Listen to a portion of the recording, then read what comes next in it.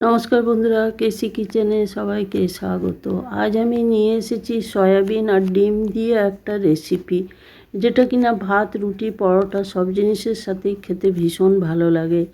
তোমরাও আশা করছি তোমরাও আমার মতো করে বানিয়ে নিতে পারবে, তো খেতে ভীষণ ভালো লাগবে। চলো দেখে নিয়ে কীভাবে বানাচ্ছি। দেখো, আমি কিছুটা সয়াবিন 2 ঘন্টা আগে গরম জলে ভিজিয়ে রেখেছি। গরম জলে তার সেটা নিংড়ে নিয়ে আমি একটা মিক্সির জারের মধ্যে দিয়ে সেটাকে পিষে নিলাম। পেষাটা এমনই করতে হবে যে যেন কিমার মতো পিষতে হবে। দেখো, আমি দেখিয়ে দিচ্ছি কিভাবে আমি পিষেছি।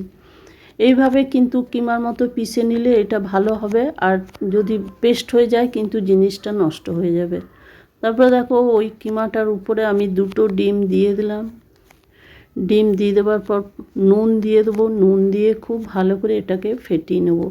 তোমরা কিন্তু সয়াবিন বা ডিম এটা কম বেশি করে নিতে পারো।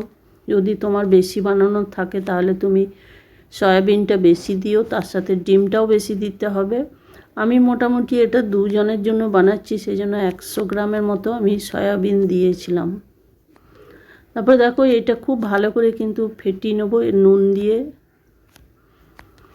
দিয়ে ফেটিয়ে নেবার পর ওইদিকে আমি একটা ফ্রাই প্যান গরম করে তার মধ্যে তেল দিয়ে রেখেছি। তেল দিয়ে রাখার পরে ওই তেলটা গরম হয়ে গেছে। এবার আমি ওই ব্যাটারটা দিয়ে দিলাম তেলের মধ্যে। তেলের মধ্যে দিয়ে দেওয়ার পরে দেখো, এটা এইভাবে আমি খুব ভালো করে এটা ভেজে নেব।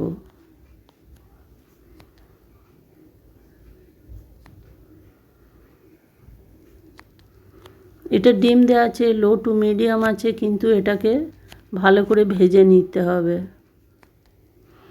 দেখো, আমার একদিকটা হয়ে গেছে। এবার আমি এটাকে উল্টে দেব, তাহলে আমার 2টো পিঠই ভালো করে হয়ে যাবে ভাজা। আর সয়াবিনটার মোটামুটি আমি অনেকক্ষণ ধরে ভিজিয়ে রেখেছি, যার জন্য সয়াবিনটা আমার সেদ্ধ হয়েই গেছে। একরকম গরম ফুটন্ত জলেই আমি দিয়ে রেখেছিলাম। তোমরাও ফুটন্ত জলেই দিয়ে রাখবে, তাহলে কিন্তু সয়াবিনটা ভীষণ নরম আর সফট হবে। আর এইভাবে এটা মিক্সিতে একবার ঘুরিয়ে দিলেই কিন্তু এরকম কিমার মতো হয়ে যাবে। দেখো, আমি সমস্ত ডিম আর সয়াবিনটা ভালো করে ভেজে নিলাম। ভেজে নেবার পরে দেখো, আমি এগুলো খুব ছোট ছোট করে ভুর্জিগুলো করে নিলাম।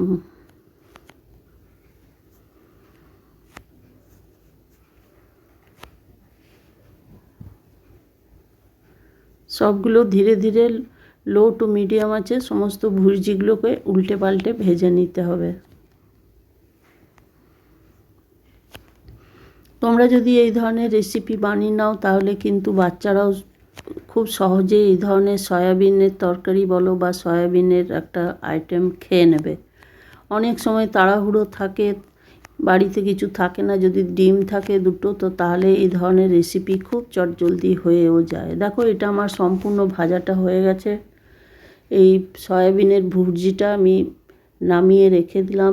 তারপরে এইদিকে একটা কড়াই চড়িয়ে তার মধ্যে আমি কিছুটা সর্ষের তেল দিয়ে দিলাম। সর্ষের তেলটা গরম হয়ে যাওয়ার পর একটা আমি পেঁয়াজকে খুব ছোট ছোট করে কেটে তেলের মধ্যে দিয়ে দিলাম। তেলের মধ্যে দিয়ে দেওয়ার পর খুব ভালো করে লাল লাল করে এটাকে ভেজে নেব মিনিট খানিক ধরে।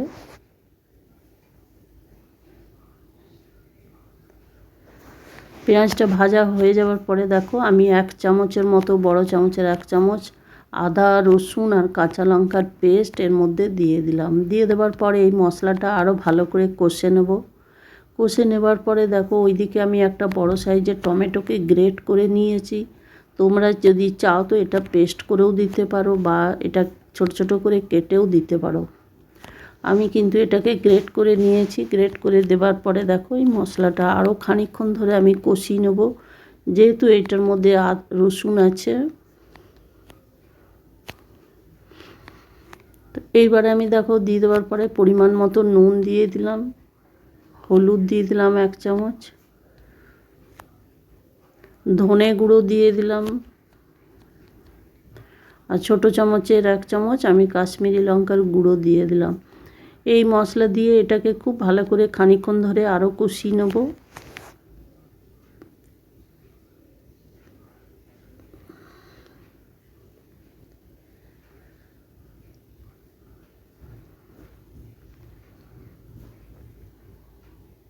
কষি নেবার পরে দেখো সম্পূর্ণ আমার কষা হয়ে গেছে। আমি এবারে ওইদিকে গরম জল করে রেখেছি, সেই জলটা একটুখানি দিয়ে দিলাম। দিয়ে দেওয়ার পর আরও খানিকক্ষণ একটু কষিয়ে নেব, কারণ কি এটার মধ্যে ধনে গুঁড়ো বা মশলা ছিল, সেই জন্য ধরে যাওয়ার ভয় ছিল। ওই জন্য একটুখানি জল দিয়ে আমি ওটাকে আরেকবার কষে নিয়ে আরও গরম জল যেটা করে রেখেছি সেইটা আমি দিয়ে দিলাম। এই জলটা কিন্তু আমি বেশি দেব না, মোটামুটি 1-1.5 কাপের মতোই আমি দিয়েছি এটাতে।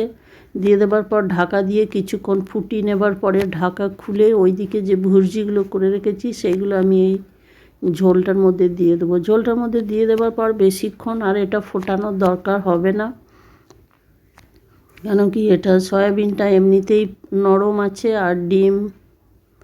তারপরে দেখো এই 1 মিনিটের মতো ফুটিয়ে নিলাম। ফুটিয়ে নেবার পরে আমি 1 চামচ গরম মশলা দিয়ে দিলাম। গরম মশলা দিয়ে একটুখানি নেড়ে ছেড়ে নিলাম।